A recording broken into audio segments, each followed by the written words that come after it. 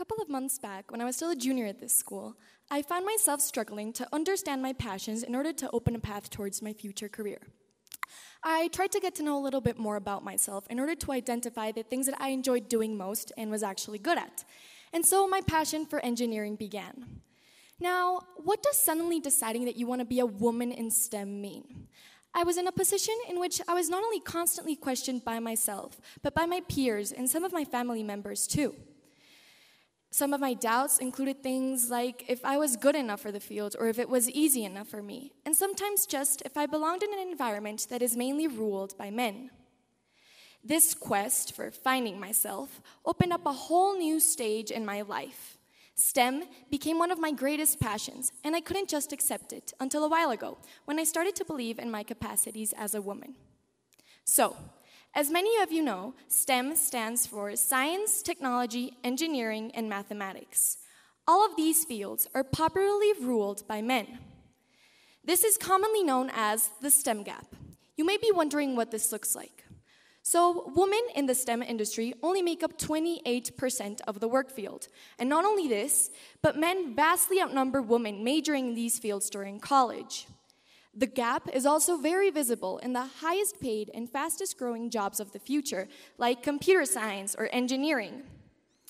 Girls and women are systematically marginalized from these fields throughout our lives, and we encounter great limitations that limit our opportunities and chances to joining these fields as adults.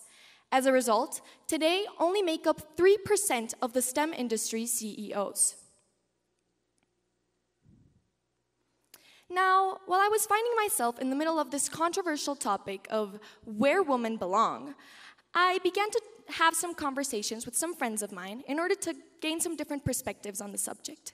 And so I had this conversation with a friend who stated, and I quote, that women should never have the chance to be in a position of power because they never really make it a priority. And they always have excuses to abandon the workplace, meaning that they always have a plan B. Now, this was said to me by a man who has a great level of power within our society. And as the phrase goes, with great power comes great responsibility. So that potentially means that he could spread these ideas around in the public and make them believe these themselves. So before that happens, I would like to make it really clear that women don't have a plan B. We have been raised in a society that has taught us to believe that we are not good enough or smart enough to join these fields in our future. And this demotivates us from fighting for what we want and potentially achieving any of these ideas. So I would like to identify some of the reasons as to why women in these fields are marginalized from a very young age. As many of you know, engineering is all about putting things together through new and innovative ways. This is done by the use of some things called spatial analysis skills. Now, these skills are taught to us at a very young age through things like the toys we play with. Some of these toys include building blocks in order to build houses or objects. And what do we stereotypically give boys as toys? Blocks. Well, we tend to give girls dolls or stuffed animals or things that frankly don't include these spatial analysis skills. Now, while this is a minor bump in the road, it is the initial setback that we start with that could potentially demotivate us in the future. I think many of you are wondering right now, why is this important, or how does this apply to me? So thankfully, in an amazing school like ASF, we are always encouraged to give everything our best effort at every moment. However, it is always important to take a step back and think, what can we improve? Interestingly, while I was researching for this topic, I found a fact that stood out because it stated that male teachers tend to teach their male students differently than they do females. I created this thing called answer versus hint to explain it, which is pretty straightforward. Male teachers tend to give male students a hint whenever they ask for a question. However, they tend to give females the answer right away.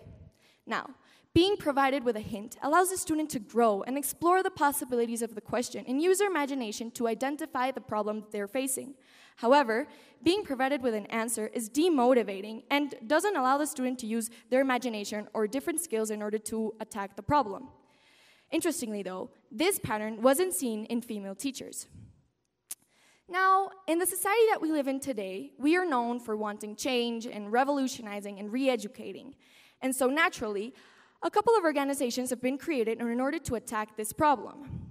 These include the National Girls Collaborative Project, the Association for Career and Technical Education, the Association for Women in Science, and the inspiration for this topic, Change the Equation. All of these organizations are working together to encourage women to join these fields and improve the conditions of the women that actually work in the field. Now, as someone who wants to pursue the crooked pathway of an engineering career, all I want is to not just be another number in the field. We, as women, find ourselves systematically marginalized from these careers from a very young age, as I previously said. And as a privileged community that has the power to implement the change in our society, we have to rethink the system in which we live in and challenge it. STEM is packed with different statistics of what it means to be a woman climbing her way to the top while being held back by so many factors. And the only way to overpass these bumps in the road is to instill a mindset of confidence. We have to teach girls, teachers, and parents that STEM skills are changed and learned over time in order to promote a growth mindset to empower girls to embrace their challenges. And only then will we be able to show the world what women in STEM are truly capable of. Thank you.